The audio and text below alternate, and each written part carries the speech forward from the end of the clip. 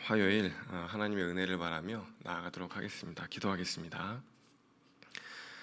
참 좋으신 주님, 아침마다 새롭고 또 아침마다 새로운 하나님의 은혜를 사모하며 이 자리 가운데 나아왔습니다. 주님, 오늘도 말씀하여 주시기를 원합니다. 우리의 심령이 변화되고 우리의 마음에 혁신이 일어날 수 있기를 소망합니다.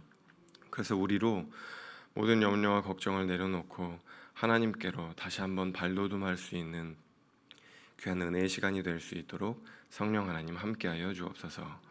감사드리며 예수님 이름으로 기도하옵나이다. 아멘. 오늘 하나님께서 우리에게 주시는 말씀은요, 레위기 25장 1절에서 12절까지의 말씀입니다.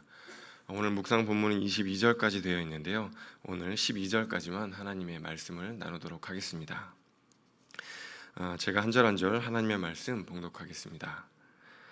여호와께서 시내산에서 모세에게 말씀하여 이르시되 이스라엘 자손에게 말하여 이르라.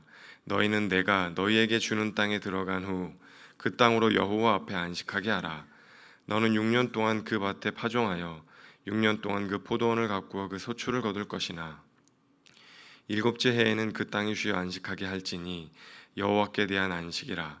너는 그 밭에 파종하거나 포도원을 가꾸지 말며 내가 거둔 후에 자라난 것을 거두지 말고 가꾸지 아니한 포도나무가 맺은 열매를 거두지 말라. 이는 땅의 안식년임이니라. 안식년의 소출은 너희가 먹을 것이니 너와 내 남종과 내 여종과 내 품꾼과 너와 함께 거류하는 자들과 내 가축과 내 땅에 있는 들짐승들이 다 그 소출로 먹을 것을 삼을지니라. 너는 7 안식년을 계수할지니 이는 7년이 7번인즉 안식년 7번 동안 곧 49년이라. 7째 달 열흘날은 속죄일이니 너는 뿔나팔 소리를 내되 전국에서 뿔나팔을 크게 불지며 너희는 50년째 해를 거룩하게 하여 그 땅에 있는 모든 주민을 위하여 자유를 공포하라. 이 해는 너희에게 희년이니 너희는 각각 자기의 소유지로 돌아가며 각각 자기의 가족에게로 돌아갈지며 그 50년째 해는 너희의 희년이니 너희는 파종하지 말며 스스로 난 것을 거두지 말며 가꾸지 아니한 포도를 거두지 말라. 이는 희년이니 너희에게 거룩함이니라.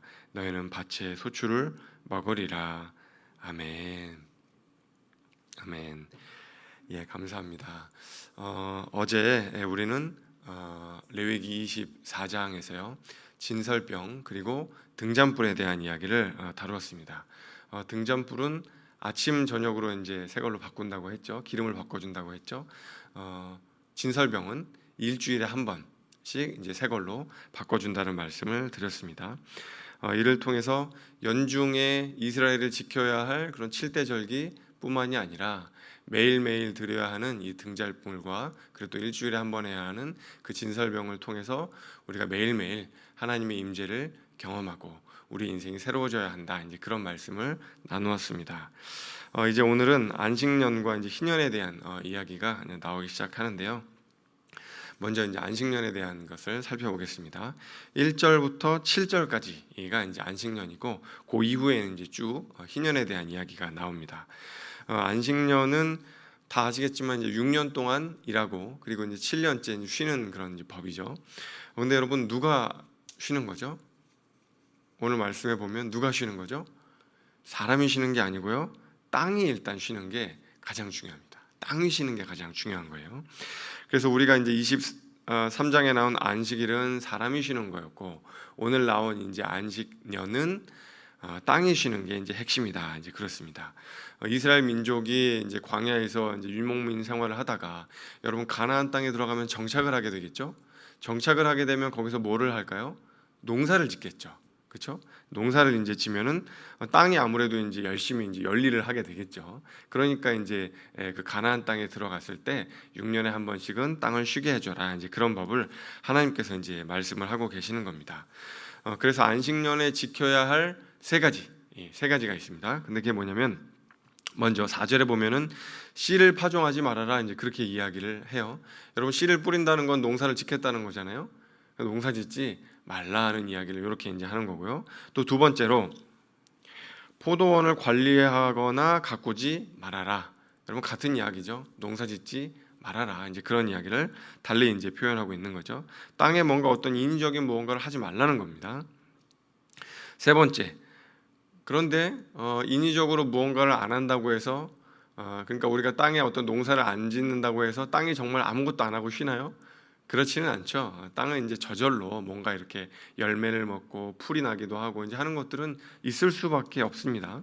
자연스럽게 이제 저절로 자라는 이제 열매와 곡식이 이제 있는 것이죠. 근데 여러분 그것들은 어떻게 되냐면 그것들은 그냥 내버려 두고 이렇게 수확하거나 그냥 그렇게 하지 말라는 거예요. 그것들은 그냥 내버려 두고 우리 집에 있는 품꾼들이나 이웃들이나 종들이나 가축들이나 들짐승들이 그냥 먹게 내버려 두라는 거예요. 여러분 이게 안식년의 정신입니다. 이웃을 돌아보고 품꾼을 돌아보고 종들을 배려하고 그리고 심지어는 가축과 동물들까지도 그걸 먹을 수 있게 그냥 내버려 둬라. 피조 세계에 대한 어떤 그런 그 마음들을 하나님께서 이 안식년의 정신을 통해서 보여주시는 것이죠. 이게 이제 굉장히 중요한 안식년의 정신이기도 합니다. 여러분 이 명령을 이스라엘 민족이 지키기 쉬웠을까요? 어려웠을까요? 이게 여러분 쉽지가 않아요. 왜냐하면 안식년에 파종을 안 하게 되면은 여러분 몇 년 동안은 크게 먹을 게 없어지는 거죠. 안식년에 먹을 게 없죠. 그죠? 근데 그 다음에도 파종을 하고 소출을 거두기까지는 먹을 게 없는 거잖아요. 그러니까 한 2년 정도는 이렇게 조금 넉넉지 않게 생활을 해야 한다는 그런 이야기입니다. 그러니까 이게 이제 쉽지 않은 그런 이제 율법이기도 한 거죠. 그런데 여러분 하나님께서 뭐라고 이야기를 하십니까? 걱정하지 말아라. 왜 걱정을 하니? 걱정하지 말라는 거예요. 내가 너희들이 먹을 거 충분히 다 줄 거다. 복을 줄 거다. 그러니 나만 의지해라. 나만 신뢰해라. 우리의 모든 걱정과 염려를 내려놓고 하나님을 신뢰하는 법을 이 안식년에 배운다는 겁니다.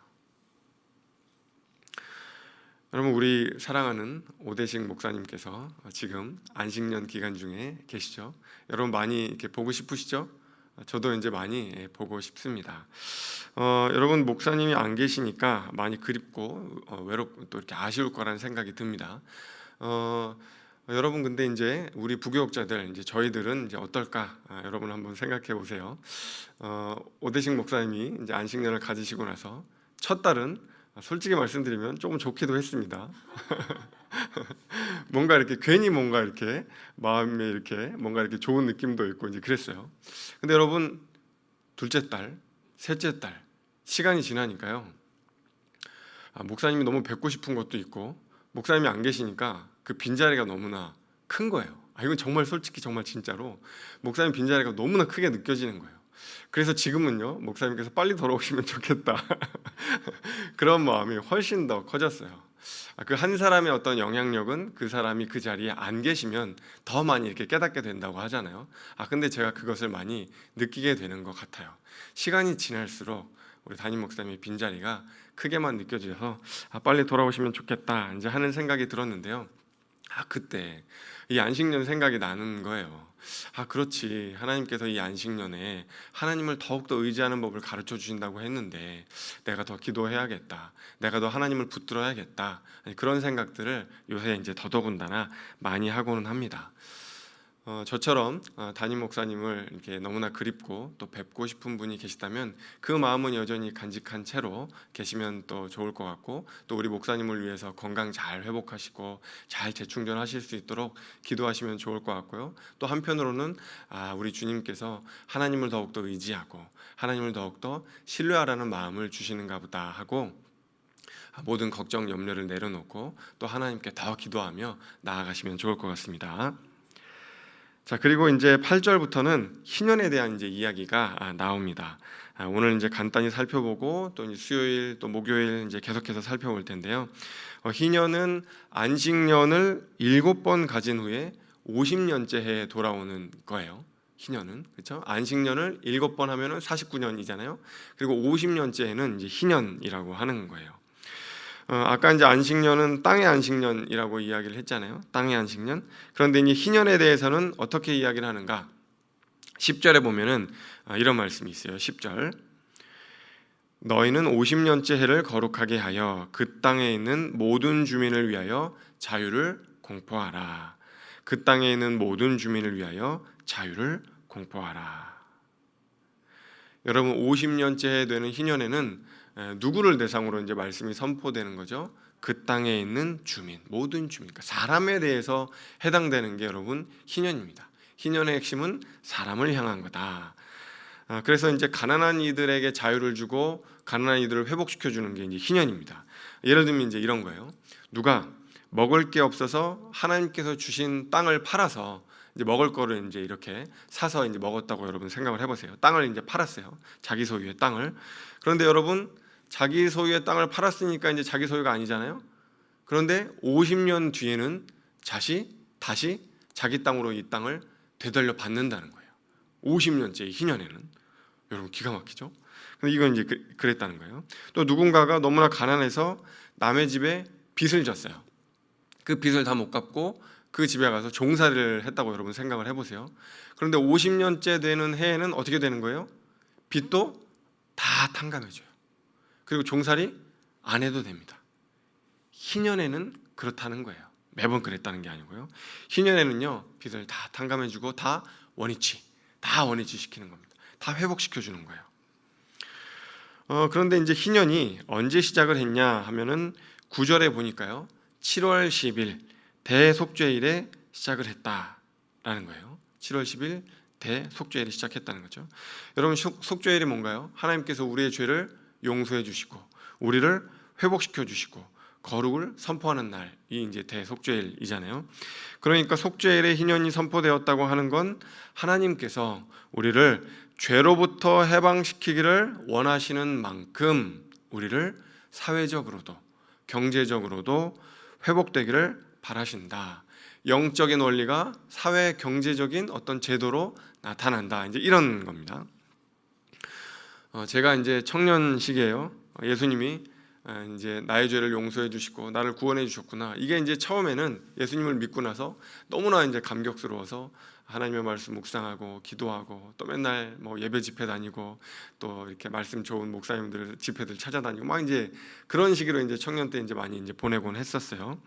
그런데 이제 그렇게 이제 신앙생활을 처음에 하다가 제 전공이 근데 이제 그 사회학을 전공을 했었어요. 근데 사회학 공부를 하다 보니까 이게 사회학 공부 중에 이제 상당 부분이 어떤 사회적인 불평등을 다루고 이제 그런 거거든요. 가난한 사람들에 대한 것이 이제 눈에 많이 밟히는 거예요. 한국 사회에 가난한 사람들이 이렇게 많구나. 이렇게 불평등한 채 살아가는 사람들이 많구나. 그러면서 하나님께서 가난한 사람들의 마음을 이렇게 많이 주시게 이제 됐어요. 그러면서 이제 청년부에 어떤 이제 부서를 만들었어요. 그게 뭐였냐면 사회봉사팀. 이거를 이제 청년부에 이제 만들어가지고 몇몇 이제 후배들하고 맨날 돌아다니면서 이제 뭘 했냐면요. 독거노인 할머니 분들 계시잖아요. 가서 이제 말벗 해드리고 말동무 해드리고 정기적으로 가서 더운 여름에는 여러분 뭐 설치해드려야 돼요? 방충망 설치해드려야 돼요. 추운 겨울에는 여러분 뭐 설치해드려야 돼요? 풍망, 그렇죠? 설치해드려야 돼요. 추운 겨울 잘 나실 수 있도록 그렇게 이제 봉사를 하고 또 이제 결손가정 아이들이 돈이 없어서 이제 학원 갈 돈이 없어가지고 학원을 못 보낸다 이제 그런 이야기를 듣고 또 저희가 이제 또 이렇게 동사무소 막 찾아다니면서 연결해 달라고 해서 결손가정 아이들에게 영어를 가르치고 수학을 가르치고 그렇게 했던 이제 시절이 있었어요. 그런데 이제 어떤 분들은 그런 이야기를 하기도 하십니다. 교회는 복지센터가 아닙니다. 교회는요 말씀 선포하고 복음 전도하고 하는 게 주된 일이지 교회가 그렇게 가난한 사람들 돕고 하는 일들 센터처럼 그렇게 만들면 안 됩니다. 이렇게 이제 생각하시는 분들도 간혹 이제 계시잖아요. 근데 여러분 오늘 안식년법이나 희년법을 공부하고 나면은요 여러분 그런 이야기를 할 수가 없습니다. 가난한 사람들을 향한 하나님의 마음이 얼마나 큰 것인지 우리는 이 희년법을 통해서 잘 배울 수 있기 때문이죠. 이것만큼 하나님의 사랑을 잘 보여주는 어떤 제도 또 이스라엘 백성을 향한 이 하나님의 마음을 알려주시는 제도가 더 없기 이제 때문이죠.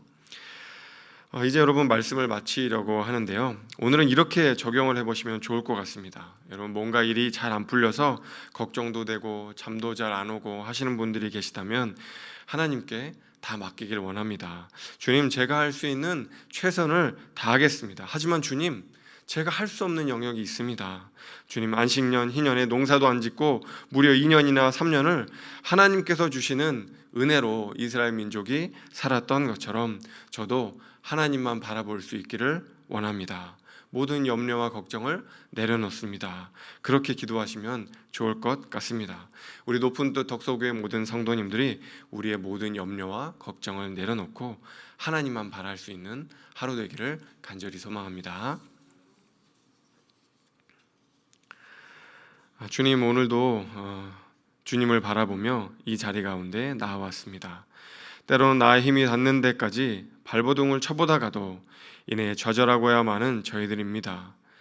주님, 저희들의 힘이 닿지 않는 그곳에서, 저희가 주저앉은 그곳에서 하나님께서 새해를 행하여 주옵소서. 염려와 걱정만으로 아무것도 변화시킬 수 없음을 알고 있습니다.